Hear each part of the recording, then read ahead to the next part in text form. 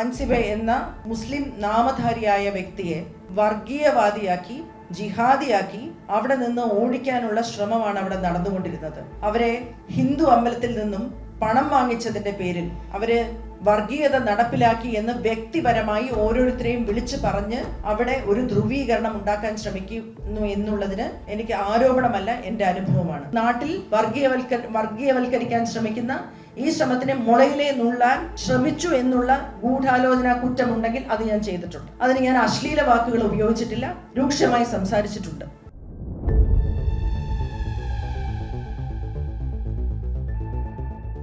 ഇപ്പൊ എനിക്ക് പറയാനുള്ളത്, നമ്മൾ പ്രതീക്ഷിക്കാത്തതും നമ്മൾ വിചാരിക്കാത്തതും 32 വർഷമായി അമ്മയിൽ നടക്കാത്തതുമായ കാര്യങ്ങൾ അവിടെ നടക്കുന്നതായിട്ടാണ് ഞങ്ങൾ സംശയിക്കുന്നത്. അതിന് എനിക്കൊരു ആധാരവുമുണ്ട്, വെറുതെ പറയുന്നതല്ല. നിങ്ങൾ ഈ വീഡിയോ എത്ര പേര് ശ്രദ്ധിച്ചിട്ടുണ്ടെന്ന് അറിയില്ല, ഞാനൊന്ന് പ്ലേ ചെയ്യാം.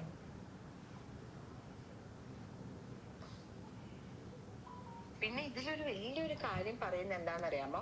15 കോടി രൂപ ശ്വേതയുടെ വിശ്വാസ്യതയില് അദാനി ഗ്രൂപ്പ് ഇവരുടെ കുറെ പരിപാടികളുണ്ട്. ദക്ഷിണ അങ്ങനത്തുള്ള ബുദ്ധിമുട്ട് അനുഭവിക്കുന്ന സിനിമാ രംഗത്തുണ്ടായിരുന്ന ആൾക്കാർക്ക് കരുതലായിട്ട് കൊടുക്കുന്ന കാര്യങ്ങളൊക്കെ ഉണ്ട്. അത് കുറച്ച് കൂടുതൽ കൊടുക്കാം, വീട് വെച്ച് കൊടുക്കാം, അങ്ങനെ പല കാര്യങ്ങളും. 15 കോടി രൂപ എന്ന് പറഞ്ഞാൽ എന്തൊക്കെ ചെയ്യാൻ പറ്റും? അപ്പൊ ഇവർക്ക് ആക്സെപ്റ്റ് ചെയ്യാൻ പറ്റുന്നില്ല. ഒരു സ്ത്രീ വന്നിട്ട് ഇത്രയും പാപവും കാണിക്കുന്നു. ഞങ്ങൾക്ക് ചെയ്യാൻ പറ്റാത്ത എന്ത് കാര്യമാണ് ഇവരുടെ കയ്യിലുള്ളത്? അല്ലെങ്കിൽ സാധാരണ അമ്മ ഒരു ഷോ നടത്തും, അതിൽ നിന്നുള്ള പൈസ വെച്ചാണ് ചെയ്യുന്നത്. പിന്നെ ഇതിലൊരു വലിയൊരു കാര്യം പറയുന്നത് എന്താണെന്നറിയാമോ? 15 കോടി രൂപ ശ്വേതയുടെ വിശ്വാസ്യതയില് അദാനി ഗ്രൂപ്പ് ഇവരുടെ കുറെ പരിപാടികളുണ്ട്. ദക്ഷിണ കേട്ടല്ലോ. ഇത് ഒന്നാമത്തെ കാര്യം, ഒരു മൾട്ടിനാഷണൽ കമ്പനിയിൽ നിന്നും ശ്വേതയുടെ വിശ്വാസ്യതയിൽ കൊണ്ടുവരുമെന്ന് പറയുന്നത് മറ്റൊരു പ്രധാനപ്പെട്ട രാഷ്ട്രീയ പാർട്ടിയുടെ സംസ്ഥാന നേതാവാണ്. ഞങ്ങളുടെ അറിവിൽ അവർ അമ്മയുടെ മെമ്പറല്ല. അവർക്ക് അമ്മയുമായിട്ട് എന്താണ് ബന്ധം എന്നും ഞങ്ങൾക്കറിയില്ല. ഞങ്ങൾക്ക് മൾട്ടിനാഷണൽ കമ്പനിയുടെ 15 കോടി രൂപ ആവശ്യമില്ല എന്നതാണ് ഞങ്ങളുടെ പ്രധാനപ്പെട്ട ഒരു കാര്യം. ഇത് സംസ്ഥാന നേതാവാണ്, മുൻ കൗൺസിലറാണ്, ശ്രീമതി പത്മജ എന്നാണ് ഞാൻ മനസ്സിലാക്കുന്നത്. വീഡിയോ ഞാൻ അയച്ചു തരാം ആർക്കെങ്കിലും താല്പര്യമുണ്ടെങ്കിൽ. അപ്പം ഇവര് എങ്ങനെയാണ് ഈ വിഷയം സംസാരിക്കുന്നത്? ഇവര് അമ്മയുടെ നേതാവാണോ? ശ്വേത പലവട്ടം പറഞ്ഞു അവർ കോൺഗ്രസ് ആണ്. അവർക്ക് കോൺഗ്രസ് ആകാം, BJP ആകാം, CPM ആവാം, അല്ലെങ്കിൽ CPI ആകാം. ഞങ്ങൾക്ക് ആർക്കും അതിൽ ഒരു വിരോധവും ഇല്ല, ഒരു അയിത്തവുമില്ല. ഇതെല്ലാം തന്നെ ജനാധിപത്യ രീതിയിൽ ഇന്ത്യയിൽ ഉള്ള പാർട്ടികളാണ്. പക്ഷേ ഇവിടെ ഇതിൻ്റെ അജണ്ടകൾ നടപ്പിലാക്കാൻ ശ്രമിക്കുമ്പോൾ അത് ഞങ്ങൾ എതിർക്കും. അത് ചോദ്യം ചെയ്യുന്ന ഒരാളായിരുന്നു അൻസിബ. അൻസിബ എന്ന മുസ്ലിം നാമധാരിയായ വ്യക്തിയെ വർഗീയവാദിയാക്കി ജിഹാദിയാക്കി അവിടെ നിന്ന് ഓടിക്കാനുള്ള ശ്രമമാണ് അവിടെ നടന്നുകൊണ്ടിരുന്നത്.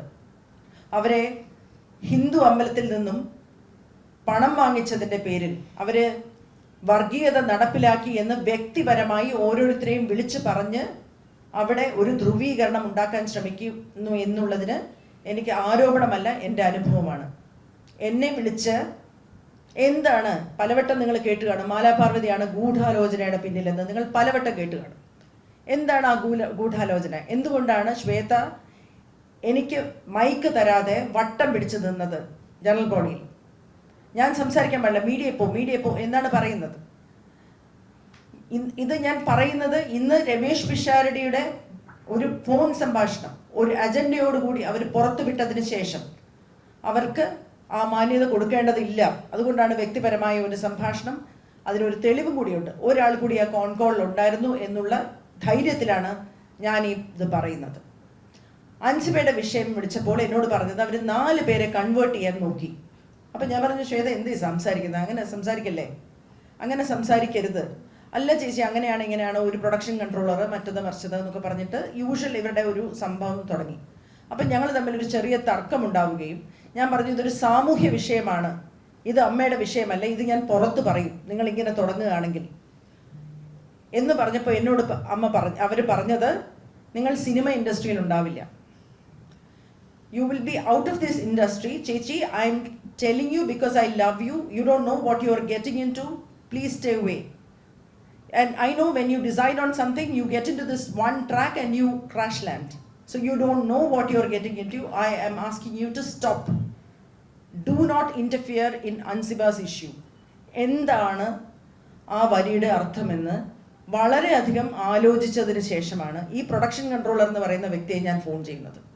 എന്താണ് അവിടെ നടന്നതെന്ന് പറഞ്ഞപ്പോൾ ഒരു ഓർമ്മപ്പെടുത്തൽ വേണ്ടാതെ, ഒരു സംശയത്തിനിടയില്ലാതെ 2023 നടന്ന ഒരു സിനിമയുടെ കാര്യം അദ്ദേഹം പറയുകയാണ്.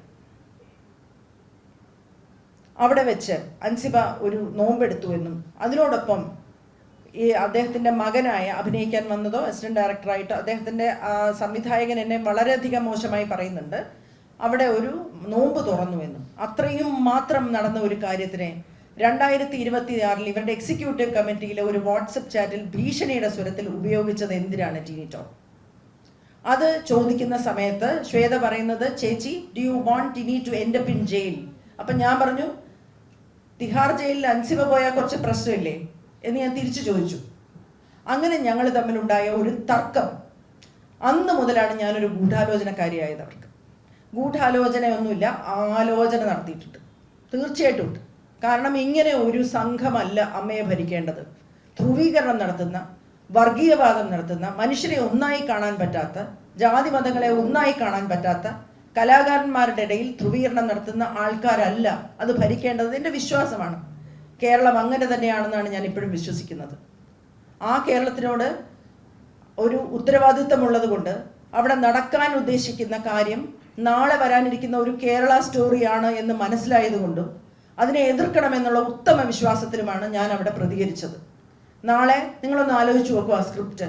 ഒരു സിനിമാ നടി, തട്ടമിടാത്ത, ഒരു തരത്തിലും ജാതി മതങ്ങളൊന്നുമില്ല, അമ്പലത്തിൽ വരെ പോകുന്ന ഒരു മലപ്പുറംകാരി മുസ്ലിം, അവളവിടെ മത പരിവർത്തനം നടത്താൻ ശ്രമിക്കുന്നു എന്നൊരു കഥ ഒരു സിനിമയായിട്ട് വന്നാൽ നോർത്ത് ഇന്ത്യയിലൊക്കെ നന്നായി ഓടും.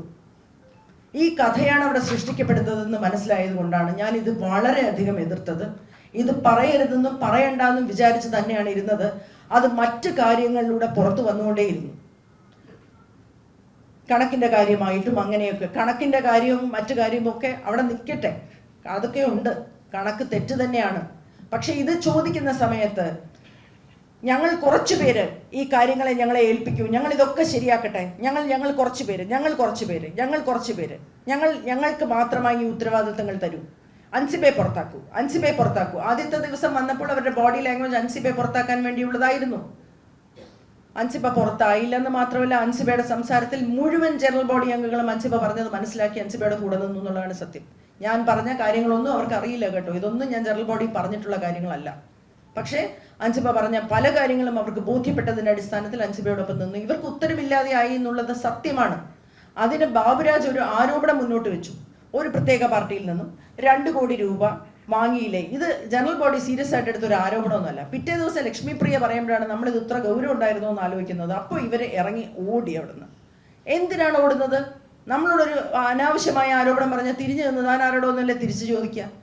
അങ്ങനെ ചോദിക്കാതെ അവരിറങ്ങി ഓടിയത് എന്തിനാണ്? നമുക്ക് മനസ്സിലാവുന്നില്ല അവരെന്തിനാണ് അങ്ങനെ ഓടിയതെന്ന്. അതിനുശേഷം ഞാൻ പോവുകയാണ്, അംഗത്വം രാജിവെച്ച് പോവുകയാണെന്ന് പ്രഖ്യാപിച്ച് അവർ പോയി.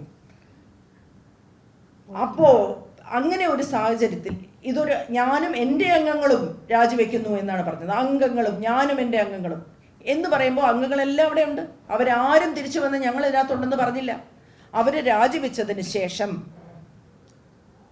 രാജിവെച്ചതിന് ശേഷം ജനറൽ ബോഡിയാണ് അപ്പെക്സ് ബോഡി. നിങ്ങൾക്ക് നോക്കാം, Travancore Kochi literary and scientific registration society act ആണ് പാരന്റ് ആക്ട്. അതിൽ പറയുന്നത് അപ്പെക്സ് ബോഡിക്ക് തീരുമാനമെടുക്കാം. മാസ് റെസിഗ്നേഷനും അബാൻമെന്റും വന്നു കഴിഞ്ഞാൽ അപ്പെക്സ് ബോഡിയാണ് തീരുമാനമെടുക്കേണ്ടത്. അപ്പെക്സ് ബോഡി ജനറൽ ബോഡിയാണ്. ശ്വേതയുടെ തന്നെ വാക്കിൽ പറഞ്ഞാൽ ഞങ്ങളുടെ കോർട്ട്. എല്ലാവരും കൂടെ തീരുമാനമെടുത്തു പുതിയൊരു സമിതിയെ ഏൽപ്പിക്കാൻ. ആ സമിതിയുടെ അധ്യക്ഷനെ അല്ലെങ്കിൽ കൺവീനറിനെയാണ് ഇന്നലെ മ്ലേച്ഛമായ ഒരു ഫോൺ കോൾ ചോർത്തിക്കൊണ്ട് കോടതിയിൽ പോയി ഒഴിവാക്കിയത്. ഞങ്ങൾ കയ്യും കാലും പിടിച്ചാണ് രമേശ് പിഷാരടി അവിടെ ഇരുത്തിയത്. രമേശിൻ്റെ ഒരു നയം, അനുരഞ്ജനം, എല്ലാവരെയും ഒരുമിച്ച് കൊണ്ടുപോകാൻ പറ്റുമെന്ന് ഞങ്ങൾ വിശ്വസിച്ചതിൻ്റെ അടിസ്ഥാനത്തിൽ.